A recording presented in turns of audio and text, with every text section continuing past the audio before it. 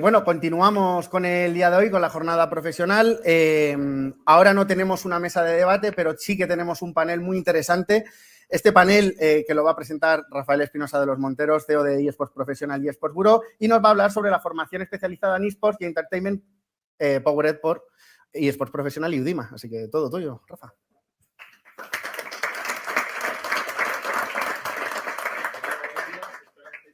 Voy a tener que hacer una apreciación para las siguientes y de CryptoBureau. Claro, es que eso es nuevo. Arranca hace poco, pero bueno, el fallo se entiende. Está ¿vale? bien, está bien. No sé si está la presentación puesta.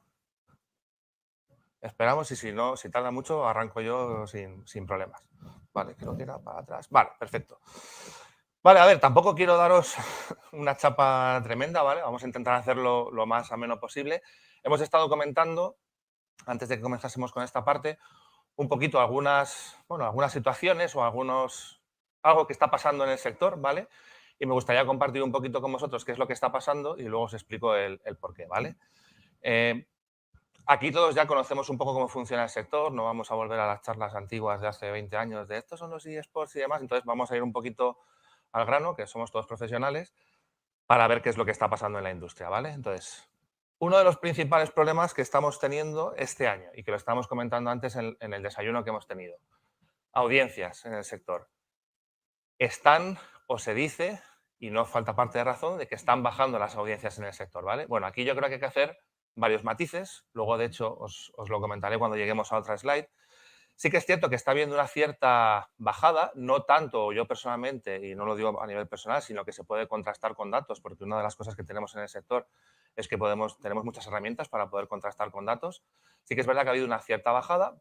Yo creo que tampoco es a lo mejor nada preocupante.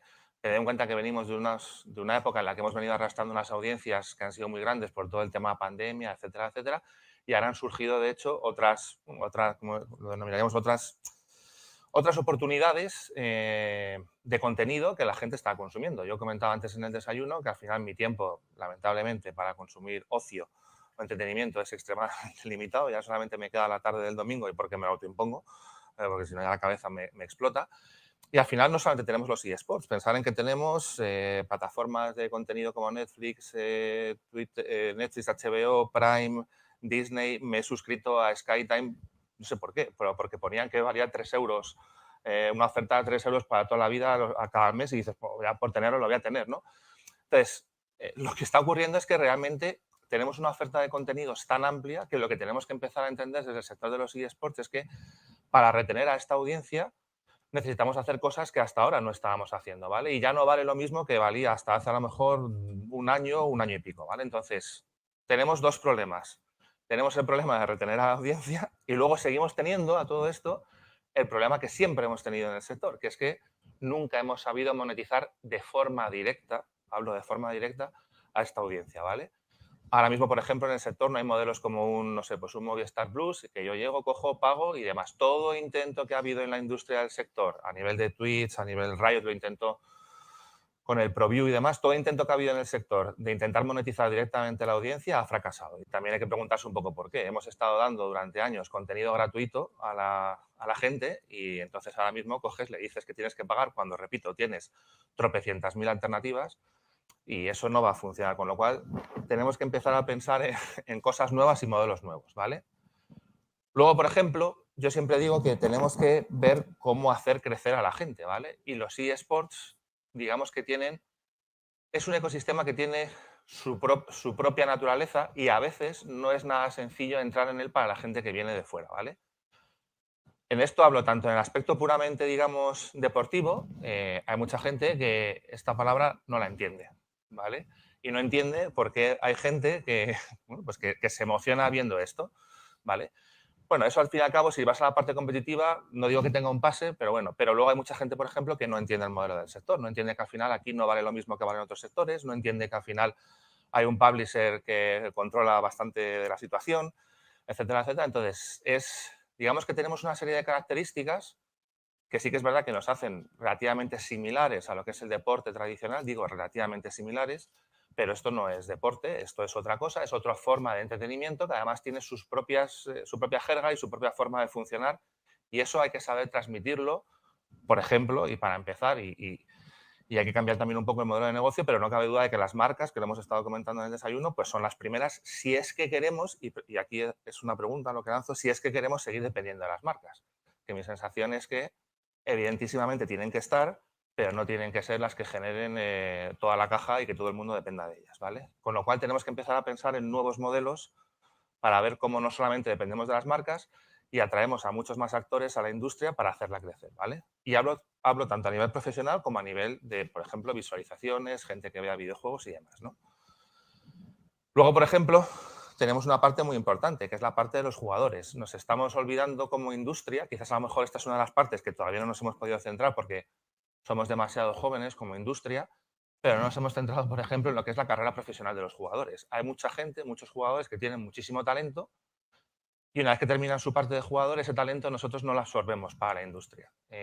Y además estamos, y permitidme la expresión, y supongo que aquí habrá mucha gente que será muy forofa y muy fan de jugadores y demás, pero creo que creo que hemos planteado un modelo, y aquí es culpa de todos, no solamente de ellos, pero creo que hemos planteado un modelo que no es, lo estábamos hablando en el desayuno, que no es muy estable ni muy escalable, ¿vale? Los jugadores, sin lugar a dudas, son pieza fundamental de esta industria, pero lo que no tiene mucho sentido es que estén cobrando unos salarios que están desorbitados y al final tenemos que entender a los jugadores como un activo que tienen las empresas y como cualquiera de nosotros en nuestra empresa, yo ahora salgo de aquí a las 3 y me voy a otro trabajo y al final ahí me valoran por lo que yo genero a la empresa.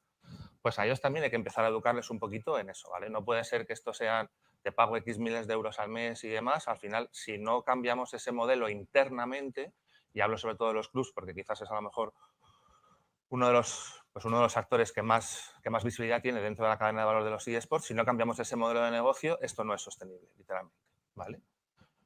Luego, por ejemplo, hablando de modelos de negocio, esto es algo que yo ya dije hace tiempo, no soy ningún gurú, simplemente, bueno, lo dije, el tema, por ejemplo, de las ligas franquiciadas, ¿vale? El tema de las ligas franquiciadas, que es un modelo que parecía que podía ser bastante interesante en el sector de los eSports, hombre, no digo que no lo haya sido, las cosas como son, pero tampoco parece que sea la panacea ni que sea lo que va a solucionar todo, ¿vale? Y tenemos un montón de ejemplos. Por ejemplo, se intentó hacer la liga franquiciada de LOL lo diré, abajo a la derecha, en Australia, y no funcionó. Y Riot ha tenido que claudicar. Habéis visto, por ejemplo, que la LCS está con huelgas de jugadores, el modelo no tira ni para atrás, pero cuando digo que no tira es que cambian el propio modelo de competición, formatos, etcétera, etcétera, y no acaba de funcionar. En la LEC está funcionando mejor que lo que es una LCS, pero tampoco es que sea una maravilla.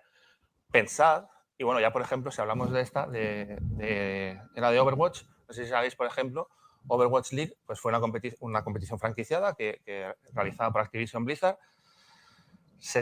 Entre 40 y 60 millones de dólares llegaron a pagar algunos clubs por acceder a un slot, ¿vale? Y luego, por ejemplo, pues uno de ellos, que no me acuerdo cómo era, alguno Chengdu, no sé cuántos, uno chino, pues no se ha renovado el acuerdo de Microsoft, de Activision Blizzard con NetEase, que sabéis que en China tienes que ir de la mano de un publisher local para que puedas vender allí tu juego. Ahora mismo no se puede jugar a Overwatch 2 en China y hay un club que ha cerrado. Entonces es como, este es el nivel de sostenibilidad que tenemos a pesar de tener una liga franquiciada y después de haber pagado 60 millones. Y al final, ¿todo para qué? Para que al final el modelo siga siendo, me das una cierta visibilidad y yo lo monetizo con un patrocinio, ¿vale? Porque, y corregidme algunos si me equivoco, que yo sepa, todavía no se ha empezado a hacer ni reparto de dividendos de ingresos ni nada por el estilo, ¿vale? Y de hecho muchos clubs lo que están haciendo, ahí sí que digamos que les ha funcionado, han vendido su plaza y ahí sí que han sacado un rendimiento económico. La pregunta es si han vendido a la plaza porque es un negocio, yo cojo, la vendo, o si han vendido a la plaza porque han dicho vamos a salvarnos de la quema antes de que la cosa se ponga más fea. Y, por ejemplo, lo que no tiene ningún sentido es que si tú, y no digo que esté mal, digo simplemente que es como está evolucionando la industria, no tiene ningún sentido que de repente me cobres 10 millones o 12 millones de euros por una plaza en League of Legends y ahora cuando abro las plazas de Valorant te las doy a cero. Entonces, eso ya es muy sintomático de que Riot ha dicho yo no puedo volver a la gente a decirle dame 10 millones de euros por estar en una plaza aquí. Con lo cual, algo pasa con ese modelo, ¿vale? El tema de la mujer en los eSports, ¿vale? Y no me refiero sobre todo aquí en digamos, a nivel de la parte más directiva, que por suerte creo que ahí en España y en general estamos bastante bien posicionados y de hecho tenemos casos de mujeres que dirigen clubs y entidades de eSports bueno, que funcionan muy bien, pero por ejemplo la parte competitiva, que nosotros como nuestro medio de comunicación y eSports Bureau hayamos tenido que destacar, creo que ha sido hace una semana, que es Rebels, y que me perdone Dios si me equivoco, pero creo que ha sido Rebels quien ha tenido la primera mujer que ha estado jugando a nivel europeo en Valorant, si no me equivoco, pues eso no debería de ser noticia, pero lo es. ¿Vale? Entonces ahí tenemos un tema importante. Y luego ya, por ejemplo, a lo que está fagocitando esas audiencias de las que hablaba antes, ¿vale? Que es el tema de los streamers. Al final, como decía al principio, estamos hablando de contenido. Tenemos muchas opciones de contenido, nuestro tiempo es muy escaso y al final la gente que de verdad sabe dar en la tecla y hacer que nos interese el contenido, pues es la que se lleva el gato al agua, ¿no? Entonces, Ibai ha demostrado, y pongo a Ibai porque yo creo que es el caso más relevante, que no solamente es que fuese famoso por hacer un casting o ser caster de la LVP, es que ha sabido y sabe, incluso a lo mejor con sus baches, porque ha tenido baches, pero sabe generar un contenido que es muy interesante, ¿no? Y sobre todo comentaba yo también antes que al final lo que es bueno de Ibai es que te hace contenido muy variado. Lo mismo te hace un mundial de globos, que te hace una velada del año, que te hace no sé cuántas mil cosas más, ¿no? Y al final eso pues engancha a la gente. Entonces, lo que yo creo es que un poco la figura del influencer, youtuber, streamer, llamadlo como queráis, está fagocitando un poquito al propio sector, ¿vale? Que entonces la solución sea que los clubs o los tournament operators y demás tienen que contar per se con la figura del influencer y demás. Bueno, pues puede ser. No es tampoco la primera vez que ha ocurrido en la historia que al final, si al final lo que queremos vender, esto es lo que toda la vida de Dios, solo que ahora estamos en otra época, se ha llamado un prescriptor, ni más ni menos, ¿vale? Y siempre han existido. Entonces, vamos a saber utilizarlos y que no se genere esa fricción o que una cosa se vaya a la otra y demás. Pero repito, vamos a saber utilizarlos, porque es que yo creo que al final la gente es como, contrato un streamer y ya lo tengo todo hecho. No, o sea, si al streamer le tienes que guiar, además yo creo que es un caso aparte, coincidiréis todos conmigo que los streamers son una locura, pues yo lo único que siento es hay alguno en la sala, ¿eh? Pero a mí lo único que me llega es muy difícil trabajar con ellos, pasan absolutamente de todo, hacen lo que les da la gana. Bueno, tienen que entender que al final es un trabajo y que viven de ello, ¿no? También hay que educar a los streamers. Luego, por ejemplo, no sé si conocéis el caso de CyberTitan. Para mí, y por eso, aparte de eSports Professional, aparte de eSports Bureau, hemos creado un nuevo medio que salió la semana pasada, que es Crypto Bureau. Yo soy fiel defensor de que la tecnología blockchain bien integrada con los eSports es algo que va a hacer que el sector tire para arriba. Para mí, personalmente, y puedo estar equivocado perfectamente, pero yo creo que es un poco un nuevo punto de inflexión. Hemos tenido diferentes puntos de inflexión a lo largo de la historia de los eSports, con determinadas acciones que han pasado. Para mí, este es un elemento, ¿no? No voy a entrar en los detalles del por qué, pero al final puede suponer un cambio de modelo, de relación entre el publisher con el jugador. Otra serie, para mí, lo más importante, otra serie de vías de monetización. Sé que alguno estará diciendo, yo coincido, y la gran mayoría estará diciendo, ya estamos con la mierdecita del blockchain, del no sé qué y demás. Pero es que es lo que hay. Y lo que sí que tenéis que entender es que los primeros casos de uso, yo reconozco que no han sido los más oportunos, ¿vale? Pero ahora mismo se empiezan a ver casos como el de CyberTitans, es uno, entre varios, y de hecho tenemos la suerte también de que en España tenemos mucha gente trabajando en este tipo de tecnología muy bien, y somos bastante pioneros en el sector. Entonces yo creo que realmente esta unión, si se hace bien, puede suponer un impulso para los eSports, ¿vale? Y bueno, llegamos ya es que no he encontrado otra imagen mejor, pero creo que sabéis lo que es, ¿no? Es que no quería poner la típica imagen de Kings League y tal o cual. Y además es que creo que ilustra muy bien porque al final es, ¿esto qué es? O sea, ¿alguien me sabe decir qué es esto? Aparte de qué es la Kings League. Porque es muy difícil definir qué es lo que es, ¿no? Pero para mí, yo lo defino como, es una yo no lo llamaría eSports, ¿vale? Pero es un contenido que está muy relacionado, donde al final lo que mezclas es el deporte tradicional. Yo lo definiría quizás a lo mejor con un elemento gamificado por el tema de que es diferente, que si en los 2 últimos minutos te cuesta el gol te vale 2, que si de repente te coges y te saca una tarjeta y sobre todo, muy enfocada a lo que está buscando la gente, tiene su propio meta. El día que pasó lo famoso esto de Shakira y Piqué, Y Piqué, pues al final llegaron allí con el Casio, con el, no sé si era el Seat Ibiza o el Renault Clio, yo qué sé, no me acuerdo. El día que pasó lo de la liga de fútbol, llegó uno vestido de payaso. Entonces, lo bueno que tiene esta gente, que es yo creo por donde van un poco los tiros del contenido, es saben leer perfectamente el meta que la gente del común de los mortales es lo que está pidiendo, ¿no? Entonces, para mí es un híbrido perfecto entre lo que es el deporte tradicional y toda esa amalgama de contenido y esports, videojuego, no es videojuego, ya digo, pero tiene una parte de gamificación, etcétera, etcétera, ¿no? Y yo creo que está funcionando muy bien. Y simplemente voy a decir que no estoy de acuerdo, ya lo dije en LinkedIn, pero no estoy de acuerdo con que no esté teniendo buenas audiencias en 4. Está teniendo unas audiencias que creo que son normales y no son mejores que las de Twitch. Lo que pasa que, no voy a entrar en debates, pero al final lo que decía al principio, medimos las audiencias como nos sale del pie, literalmente. Hablamos de millones cuando no son millones. La gente también ha entendido que si en un streaming de 4 horas te conectas y estás 30 segundos conectado, te contabilizará como view. Pero eso, si queréis vendérselo a una marca, no tiene absolutamente ningún valor. Y ya no sé cómo decirlo, pero bueno, seguiremos peleando, ¿vale? Entonces, bueno, todo esto, pues al final son muchos retos, he enumerado unos cuantos, seguramente me haya dejado otros, son diferentes retos a los que se enfrenta actualmente la industria de los eSports, ¿vale? Y bueno, pues por lo menos mi apreciación es que para esos retos se necesita gente que esté preparada, ¿vale? Por eso nosotros creamos eSports Professional hace, no sé, pues mucho ya, 5 años, ¿vale? Porque creemos al final que evidentemente esto se puede aprender a lo bruto, es decir, puedes llegar, montar tu negocio, darte una bofetada, si lo tienes bien controlado, pues bueno, pues sales y has aprendido, ¿no? Que yo, por ejemplo, he hecho muchas así. Pero si al final tienes a gente que te ayude y que te diga por dónde va, pues yo creo que es mejor. Entonces, nuestra intención, nuestra humilde intención, es pues intentar, yo siempre lo digo, vamos a intentar formar a la gente que en el futuro tiene que sacarnos las castañas del fuego y tiene que ver cómo resolver todos estos problemas que yo os he ido comentando, ¿vale? Que no son pocos y evidentemente habrá que resolverlos entre todos, pero a eso básicamente es a lo que nos dedicamos en eSports Professional, ¿vale? Simplemente, pues nosotros comenzamos, como os he dicho, en 2017 o 2018. Fuimos la primera formación profesional en gestión de eSports en España, literalmente, los primeros. Nosotros no somos, aunque tenemos apoyos de universidad y demás, pero lo hacemos todos nosotros, no tenemos el apoyo de una universidad. Ahora luego hay un montón de universidades que, bueno, que están haciendo este tipo de formación y demás. Ahora os contaré un poco por qué creo que nosotros somos un poco diferentes.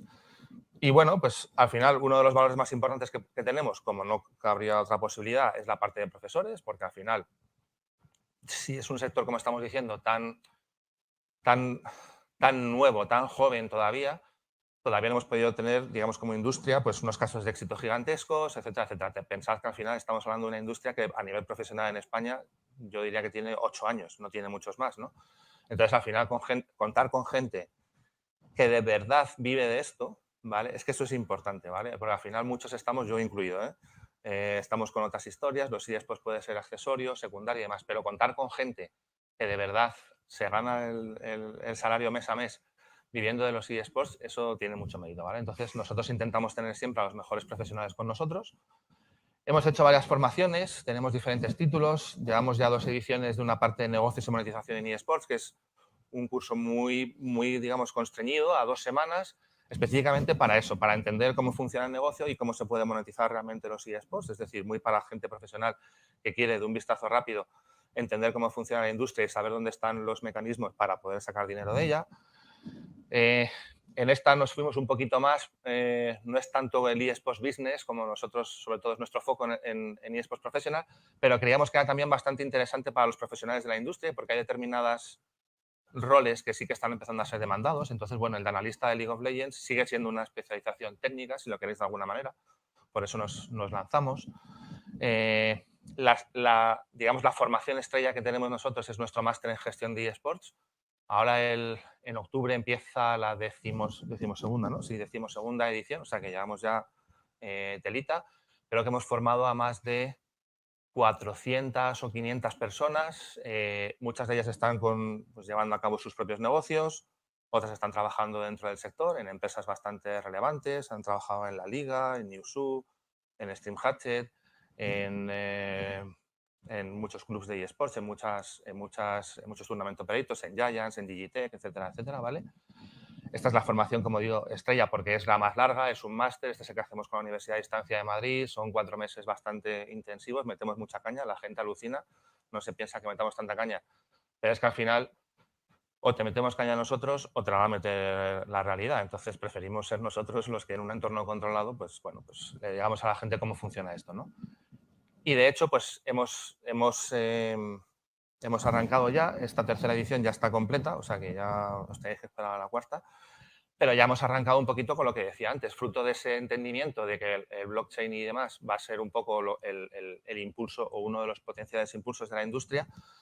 Pues nosotros el año pasado ya empezamos, siempre intentamos ir un poco a la vanguardia, ya empezamos con una formación que de momento es pequeña, porque antes la hacíamos en 2 semanas, ahora la hacemos concentrada en 3 fines de semana, pero es una primera piedra de toque porque esto, no sé si nosotros lo seguiremos haciendo o no, pero esto, la palabra Web3, la palabra gaming y la palabra eSports, os puedo asegurar que la vais a ver a partir de ahora en centros de formación, en el sector, en noticias y demás, ¿vale? Repito, sé que hay algunos que no son muy crédulos con esta tecnología, pero es el futuro y nosotros, pues, si queremos estar a la vanguardia, pues ya hemos empezado a dar ese tipo de formación, ¿vale? Y luego, sobre todo, yo creo que fundamentalmente, como os decía, nosotros no somos una universidad, nosotros no tenemos un presupuesto, no iba a decir multimillonario, pero bueno, no tenemos un presupuesto con muchos ceros y demás.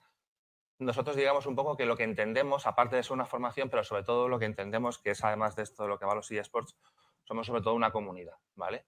Que en este caso nosotros a lo que nos dedicamos es a formar a la gente, pero sobre todo lo que estamos formando es una comunidad. Por eso a nuestros alumnos lo que hacemos al cabo del tiempo es que les entrevistamos, vemos dónde están, cómo están funcionando dentro del sector, hacemos una mentorización personalizada con todos los alumnos, que básicamente trata de dinos quién eres, qué haces, dónde estás, qué necesitas, en qué momento te encuentras, qué experiencia previa tienes.